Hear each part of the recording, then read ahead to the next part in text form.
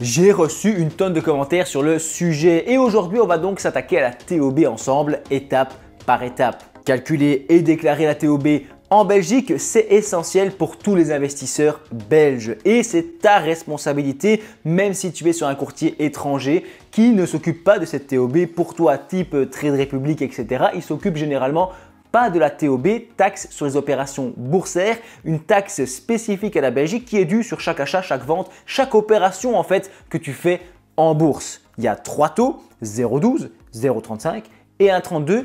Tu vas me dire, ouais, mais moi, Goat, je suis sur un courtier belge, d'accord? Type Bolero, Rebelle de Belfius, etc., etc. Des courtiers bien belges qui s'occupent de tout pour moi. Donc finalement, je m'en fous un peu de ta TOB.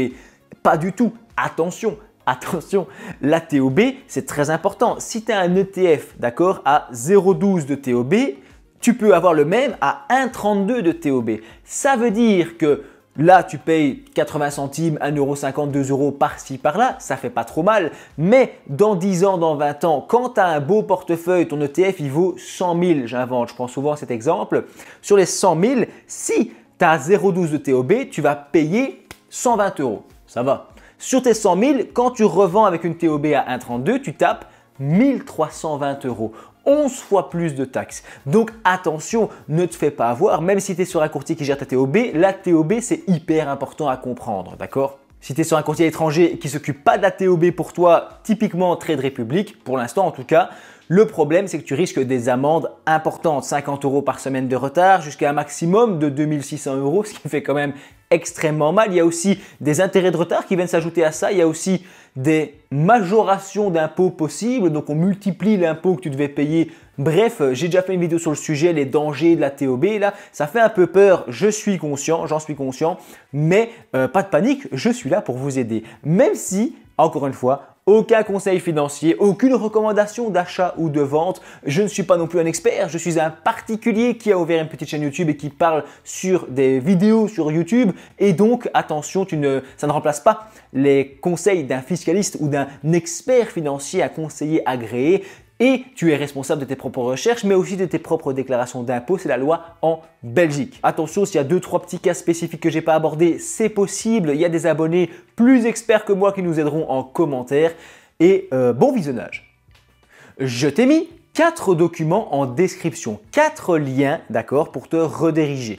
Le premier, c'est celui qu'on va utiliser dans cette vidéo, eh bien c'est pour déclarer la TOB. Mais on va le remplir ensemble pour que tu comprennes bien comment ça marche. Le deuxième lien te permet de déclarer ton compte au PCC, point de contact central de la BNB, Banque Nationale Belge. C'est essentiel, si tu as un compte étranger, il faut le déclarer, surtout si tu s'en sers évidemment.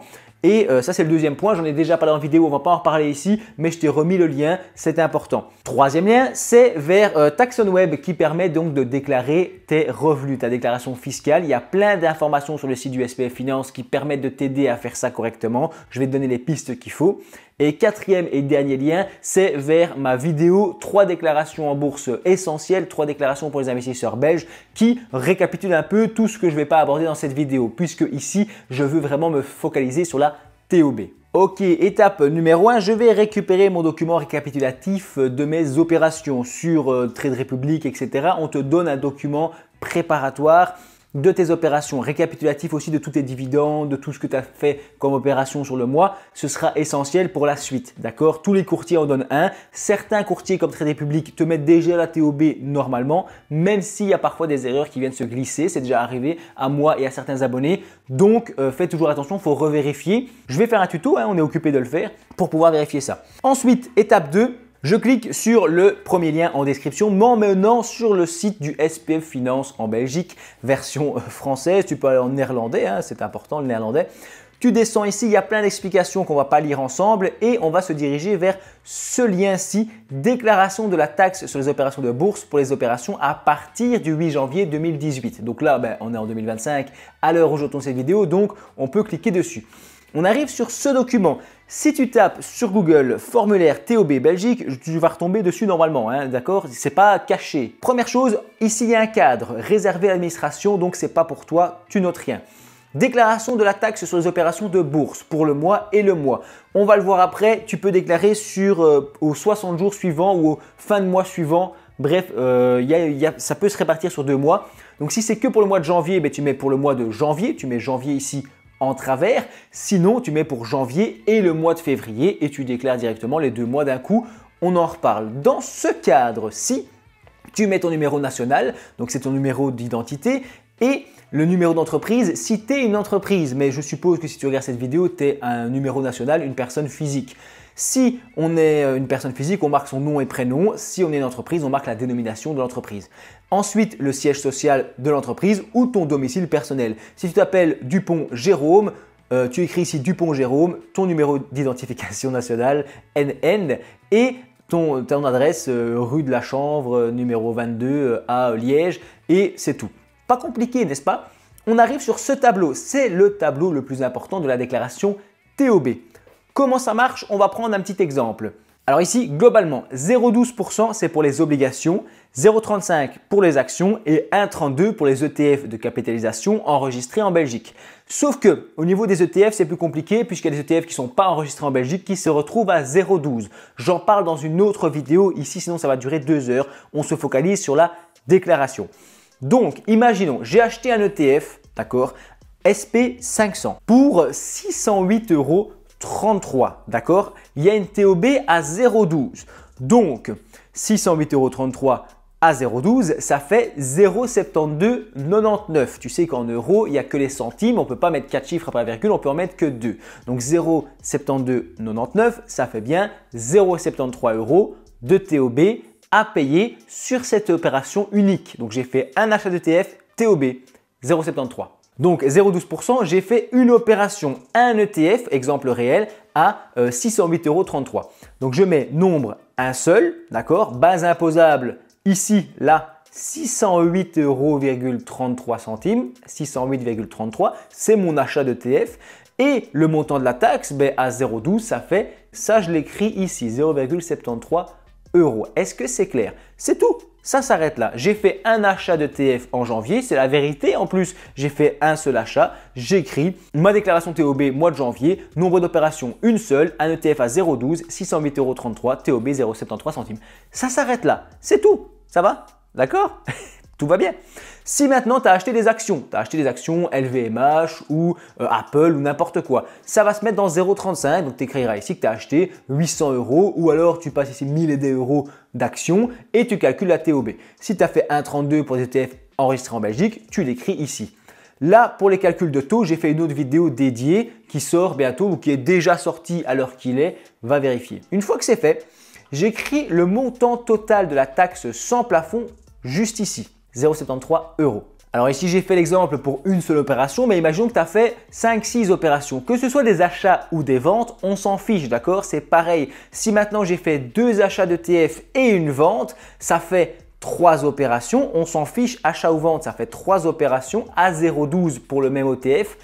Base imposable, mes 3 opérations, mon montant de taxe. Est-ce que c'est clair? Si tu as fait 2 achats d'ETF et une vente d'actions, ça fait 2 opérations ici, une opération là, tu notes. Si tu as fait 4 achats d'ETF, une vente, 3 achats d'actions et une vente, eh ben, tu écris 5 et 4 et tu fais ta déclaration comme ça. J'espère que c'est clair. Franchement, je ne peux pas aller plus lentement, d'accord? Le gros du travail est fait là, hein, les gars. Le gros du travail est fait. Ici, calcul de la taxe avec plafond. Sache que donc, pour ces 3 taxes, on a 3 plafonds. Pour 0,12, c'est 1300 €, pour 0,35 c'est 1600 € et pour 1,32 c'est 4000 € de plafond de TOB. Je m'étais amusé à calculer pour un ETF à 0,12% de TOB, il faudrait faire une opération à plus de 1 million d'euros pour atteindre ce plafond. Si tu ne fais pas des opérations à 1 million, tu peux barrer ce cadre, d'accord? Vérifie avec 0,35 et 1,32, mais ça m'étonnerait. Si tu fais des opérations à 300 000 €, je suppose que tu as un comptable qui s'occupe de tout pour toi, n'est-ce pas? Tu n'es pas sur Goteco en train de suivre un tuto. Donc ça, tu peux barrer, d'accord? Ou alors tu mets rien, hein?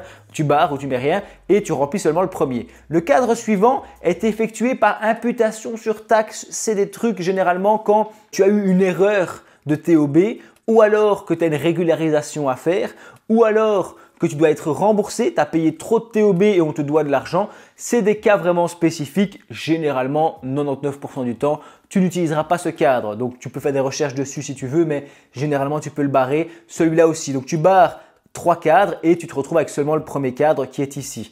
D'accord? Je donne le tournis. Et on arrive à ce cadre principal, montant total de la taxe A plus B moins C moins D. Donc tu vois, ça c'est bien des moins. Tu arrives au total. Moi, dans mon histoire ici, dans mon ETF à 0,12, là 608 €, je marque ici 0,73 centimes. C'est tout, d'accord? En dessous, la personne qui souscrit la présente déclaration se déclare personnellement tenue des droits pour les opérations soumises à la taxe conformément à l'article machin, etc. Respect. OK. A. Là, tu marques l'adresse. Donc, moi, je mets mon adresse et je mets mon nom, je mets la date, suivi de la signature et on est bon. Derrière, il y a 3 pages. On a une page suivante qui nous explique ici: le paiement de la taxe sur laquelle porte cette déclaration doit parvenir au service compétent de l'administration en charge de la perception et du recouvrement. Donc, tu dois envoyer ça au bon service. Au plus tard, le dernier jour ouvrable du 2e mois suivant celui au cours duquel l'opération a été exécutée. Ça veut dire que c'est donc, comme j'avais dit, à 60 jours à peu près. Personnellement, j'aime bien la déclarer une fois par mois. Je sais que c'est en avance, mais j'aime bien la faire une fois par mois à date fixe. Bam, bam, bam, je déclare et je suis tranquille. Au plus tard, le dernier jour ouvrable du mois suivant au cours duquel l'opération a été conclue. Donc ouais, c'est à peu près ça. Vous devez introduire la déclaration au plus tard à la date de son paiement. Donc en général, moi, je fais tout le même jour. Je paye, j'envoie le mail, on est tranquille. Pour effectuer le paiement, vous devez utiliser les données suivantes: numéro national ou d'entreprise, nom, prénom, adresse ou dénomination sociale. Le montant du ou des mois pour lequel le paiement est effectué. Donc, dans ton virement, tu vas mettre TOB / numéro national, donc ton numéro national, / période imposable. D'accord? Donc, retour sur le document. Donc, une fois que mon paiement est effectué, on utilise ce compte-ci, utiliser exclusivement le numéro de compte suivant pour toute la Belgique. Donc, c'est ce compte qui est là, avec les informations ici pour remplir ton virement et notamment le TOB / numéro national machin. La déclaration ensuite, une fois que ça c'est fait, donc ton paiement est fait, ton virement est fait, tu vas ensuite envoyer cette déclaration, soit par courrier, soit par mail. Tu ne peux pas faire les deux. Enfin, tu peux évidemment, mais tu risques d'avoir des confrontations et des doubles calculs. Ce n'est pas une bonne idée. Il vaut mieux soit t'envoies un courrier si tu es à l'ancienne, soit t'envoies un mail à cette adresse ici qui est là, l'adresse mail à laquelle tu envoies ton petit PDF rempli avec ta TOB. Et normalement, tu es en règle. Ça s'arrête ici déjà. C'était pas si compliqué. Tu es donc en ordre et n'oublie pas de déclarer ton compte au PCC. N'oublie pas non plus de déclarer la taxe Renders si tu es sur un courtier étranger type Trade Republic, ou alors d'éviter cette taxe Renders grâce aux vidéos que je te propose dans cette playlist. Pense donc à t'abonner au passage. Moi, je te dis merci d'avoir regardé cette vidéo jusqu'au bout. On en parle en commentaire.